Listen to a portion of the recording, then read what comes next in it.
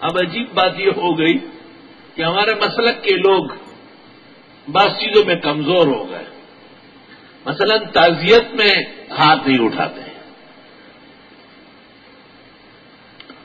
یہاں کراچی میں ایک بڑے مفتی صاحب فوت ہوئے تھے، تو میں تو جنازہ پڑھ کے آ گیا تھا. مولانا شیر علی شاہ آئے اور مجھے کہا چلو دعا کرتے. تو راستے میں مجھے کہا کہ وہ سنگ چل بگا ادارا میں خلاص نہیں چاہتے. میں سرحد میں آپ نے آج تک 74 سال عمر ہو گئی، آپ نے جو دعائیں مانگی وہ کس طرح مانگی؟ کہا ہاتھ اٹھا کے. میں نے کہا آج بھی ہاتھ اٹھائیں گے. خپنشی میں ذرا سرائم سرے رہی. ہم وہاں گئے، ہم نے دعا مانگی ہاتھ اٹھا کر. ان کا جو جانشین ہے یا غاصب ہے اس نے ہاتھ نہیں اٹھائے تھے بیٹھا. طالب علم جو تخصص میں تھے دورہ یہاں سے کر چکے تھے، مجھے دیکھتے ہیں تو ہاتھ اٹھاتے ہیں، ان کو دیکھتے ہیں تو نیچے کرتے.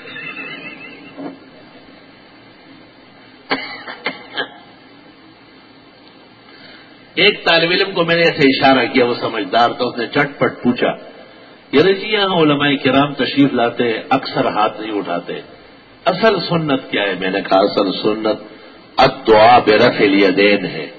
بخاری شریف میں 3 جگہ حدیث آئی ہے. ابو موسیٰ اشعری کا چچا ابو عامر جب شہید ہوا، ابو موسیٰ اشعری کو کہا رسول کریم صلی اللہ علیہ وسلم کو میرا سلام کہے اور میرے لیے دعا کرائے. آپ نے پانی منگوایا، وضو کیا، اور پھر ثم رفع یدیہ وقال اللہم اغفر، اور پھر آپ نے دعا مانگی. 3 جگہ بخاری میں آیا ہے.